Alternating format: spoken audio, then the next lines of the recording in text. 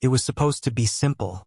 One night, one transaction, one man who didn't want strings, and another who desperately needed money.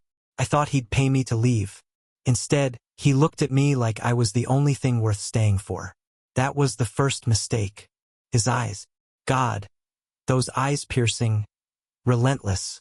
Like they knew everything about me I'd spent years burying. I should have walked out of that hotel suite before I drowned in them. But I didn't. New York has a way of chewing people up and spitting them out, and I was already half-eaten. Rent overdue. Debts piling. The city felt like it was holding me by the throat. I wasn't naive, though I knew what I was offering that night wasn't romance. It was survival. And then he entered. Adrian Hale. Wall Street's golden boy, the kind of man tabloids loved to hate. His name alone carried power, but when he stepped into that room, he wasn't the man splashed across Forbes or whispered about in boardrooms. He was just a man lonely, exhausted, and far too intense for someone like me to handle. "Leave your jacket on the chair," he said without looking at me. His voice was velvet dipped in steel. "And stay, stay." The word felt like a command, a trap, and a promise all at once. I swallowed hard, trying to remind myself of the rules I'd made. Don't get attached, don't ask questions, don't look back. But then he turned to face me, and I broke all three in a heartbeat.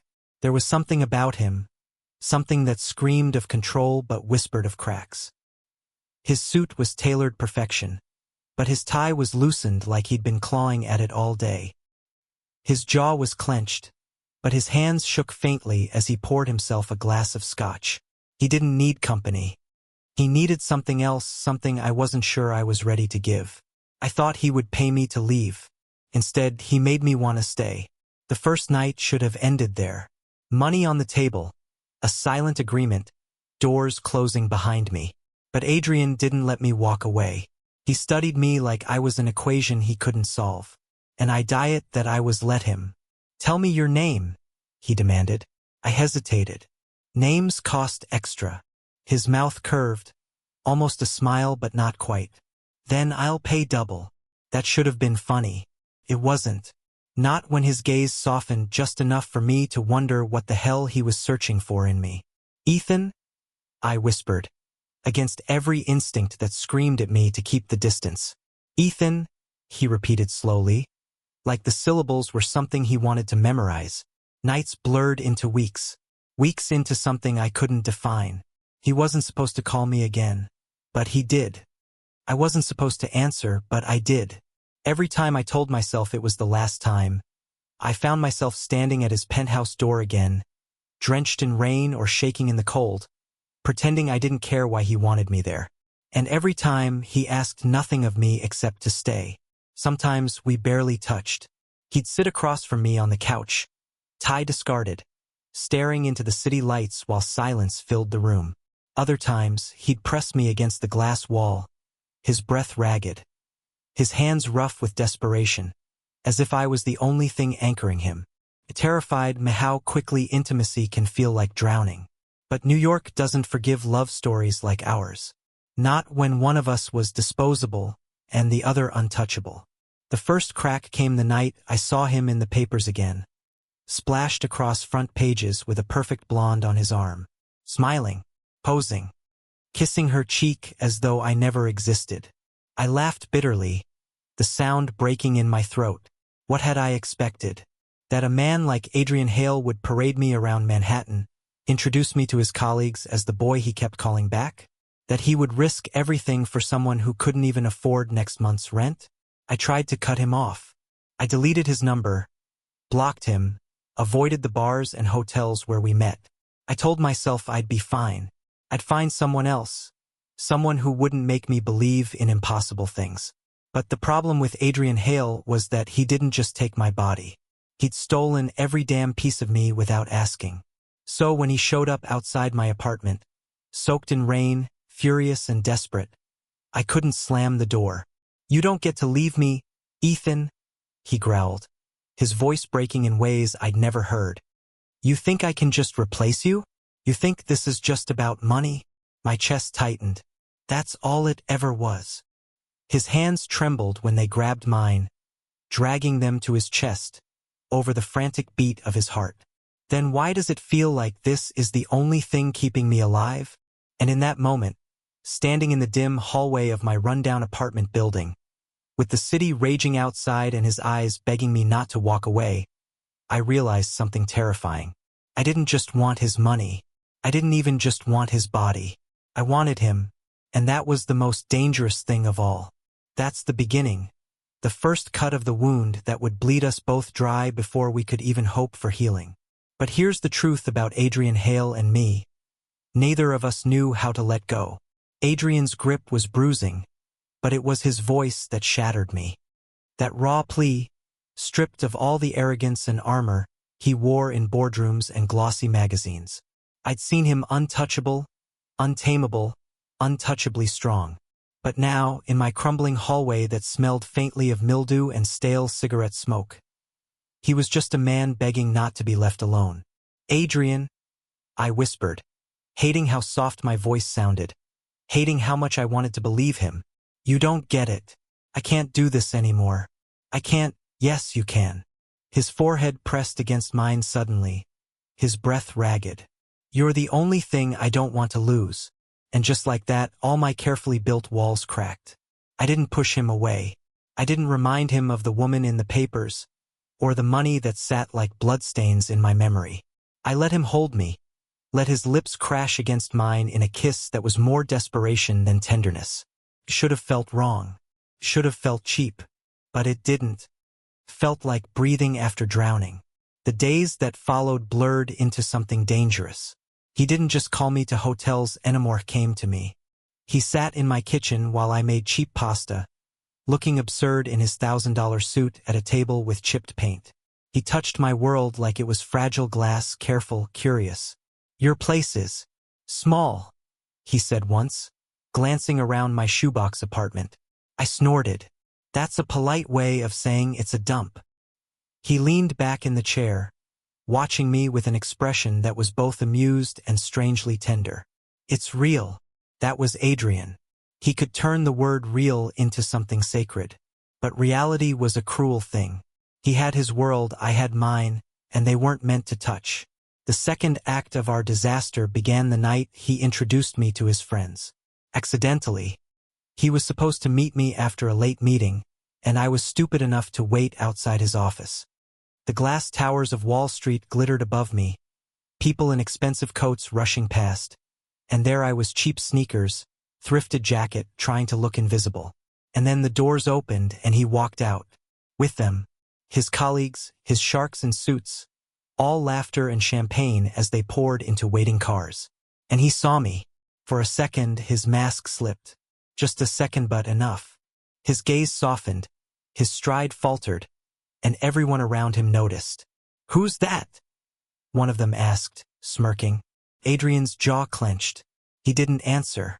He just kept walking, past me, brushing my shoulder as though I was nothing more than a stranger. Shouldn't have hurt, but it did. I didn't follow him that night. When he showed up at my door hours later, furious and wild-eyed, I was ready. You can't do this, I snapped before he could speak. You can't have me in the shadows and then pretend I don't exist in the light. His voice was sharp. Do you have any idea what's at stake for me? Do you have any idea what's at stake for me? I shot back. Every time I let you in, I lose a little more of myself. And for what? So you can toss me aside the second someone looks. Silence. Heavy, suffocating. His chest rose and fell like he was holding back a storm. Finally, he whispered, I don't know how to do this, Ethan. I don't know how to love you without breaking everything else. And there it was, the truth neither of us wanted to face. But love, when it's forbidden, grows like fire. The more we tried to fight it, the hotter it burned. There were nights when we tore at each other like enemies, mouths bruising, hands gripping too hard, as though punishing each other for feelings we couldn't control. And then there were mornings where I woke to find him watching me like I was the only thing keeping him sane. You're dangerous, I told him once, tracing the outline of his jaw. He caught my hand, pressing my palm against his lips. So are you. Of course, it couldn't last. Not in New York. Not with his name plastered on every screen, every newspaper. The breaking point came faster than I expected. A photograph. Grainy, but clear enough. Adrian and me on the fire escape outside my apartment. His hand on the back of my neck, our faces inches apart. It hit the tabloids like a grenade. Billionaire Hale's secret lover.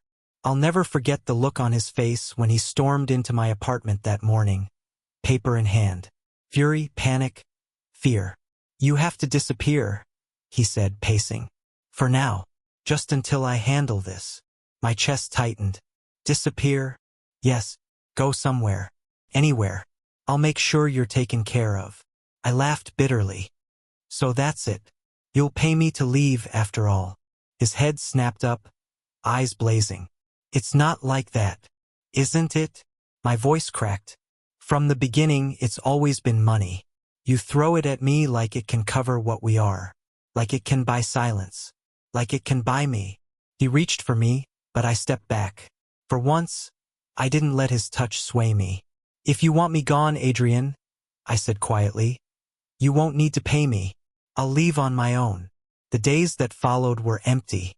I packed what little I had and left the city, crashing in a nowhere town upstate where the streets were quiet and no one knew my name.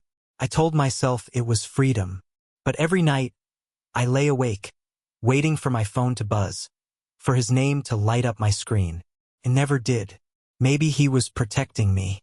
Maybe he was erasing me. Either way, it felt the same. Lonely. Weeks passed. The tabloids moved on to fresher scandals, and Adrian Hale went back to being untouchable. Photos of him at galas, smiling, the perfect bachelor. He didn't look like a man who had begged me to stay. He didn't look like a man who had kissed me like I was oxygen. But I knew better. And one night, when I least expected it, my phone finally lit up. One message. 3 words. "I can't breathe." The message burned on my screen long after I read it. I can't breathe.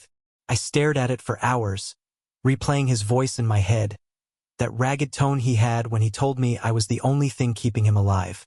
My fingers hovered over the keyboard, aching to respond. But I didn't.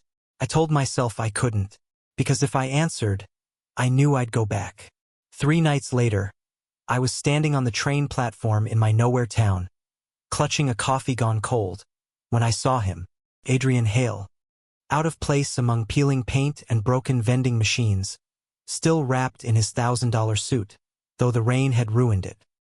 His hair was plastered to his forehead, his tie was missing, and for once, he didn't look like Wall Street's golden boy. He looked like a man who had been broken open. "Ethan," he breathed when our eyes met. My chest tightened, every ounce of resolve I'd built cracking in an instant. "What the hell are you doing here?" "I told you," he said, stepping closer. "I can't breathe without you." The words hit like a knife. "You don't get to say that," I snapped, though my voice trembled. "Not after everything.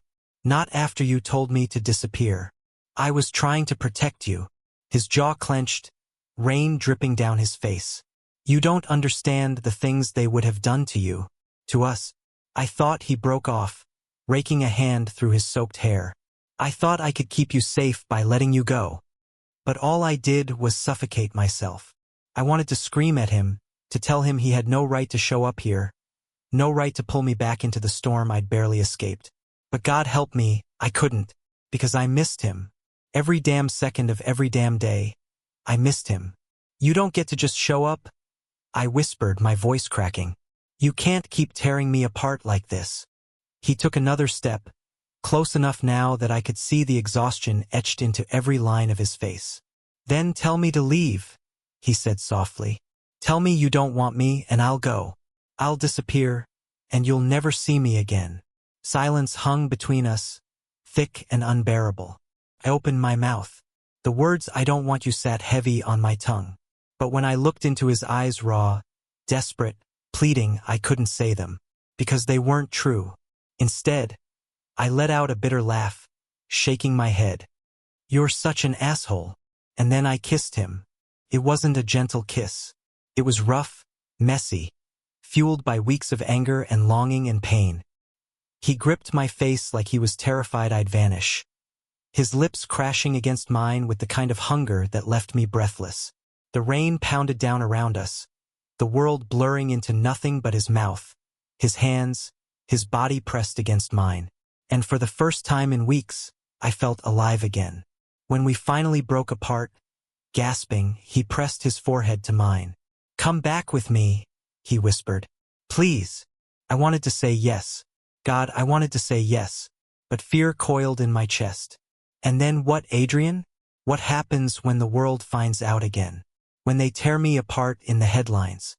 When you're forced to choose between me and everything else you've built? His grip tightened. "I'll choose you." The words were so simple, so impossible, and yet he said them like a vow. I did go back with him that night, not because I believed him, but because I couldn't stay away. His penthouse felt different now, less like a fortress, more like a cage we were both locked inside. He moved through the rooms with restless energy, pouring whiskey he didn't drink, pacing like a man on trial. "I can fix this," he muttered. "I'll make them stop. I'll make them see, Adrian." I cut him off, my voice sharp. "You can't buy your way out of this. Not this time." His gaze snapped to me, dark and desperate. "Then what the hell am I supposed to do?" I swallowed hard, hating the answer. "You tell the truth." Silence. His face went pale, his body stiff. "You mean?" "Yes," I said, heart pounding. "You tell the world about us. You stop hiding me. You stop hiding yourself." He stared at me like I'd just asked him to set fire to everything he owned.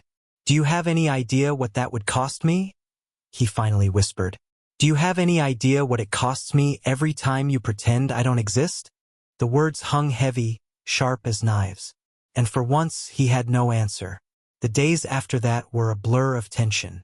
He didn't agree, but he didn't argue either. He just lingered, touching me like he was afraid I'd vanish, watching me with that same haunted look. And then the storm broke. A gala. Another one of those glittering nightmares where he was expected to smile and charm and play the perfect bachelor. Only this time I was there. Not in the shadows. Not hidden. At his side. Every eye in the room turned. The whispers were a tidal wave, the flashes of cameras blinding. I felt naked, exposed, my throat tight with panic. But Adrian's hand tightened around mine, steady, grounding. When the first reporter shouted his name, asking who I was, he didn't flinch. He didn't let go. He looked straight into the cameras, his voice clear, strong, unshakable. "This is Ethan," he said. "He's the man I love." The world exploded. That night was chaos. Headlines screaming, stock prices plummeting, his phone vibrating with call after call. But none of it mattered. Not when he pulled me into his bedroom, slammed the door, and kissed me like he'd finally torn down the last wall inside himself. "I meant it," he whispered against my lips. "Every word. I don't care what it costs. I won't lose you." And for the first time, I believed him. But love, I learned, doesn't fix everything. It only makes the fight worth it. The world didn't welcome us with open arms. The tabloids tore me apart. His investors called for his resignation. Friends vanished. Enemies circled like vultures. There were nights we screamed at each other, nights we broke down, nights we wondered if we'd made the biggest mistake of our lives. But every morning, I woke up to his arms around me, his heartbeat steady against my back. And somehow that was enough. Because for all the chaos, for all the pain, one truth remained.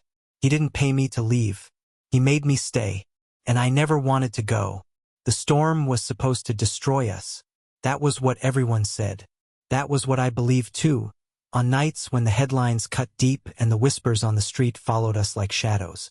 But somehow, through all the fire, we found something solid in the ashes. It wasn't easy.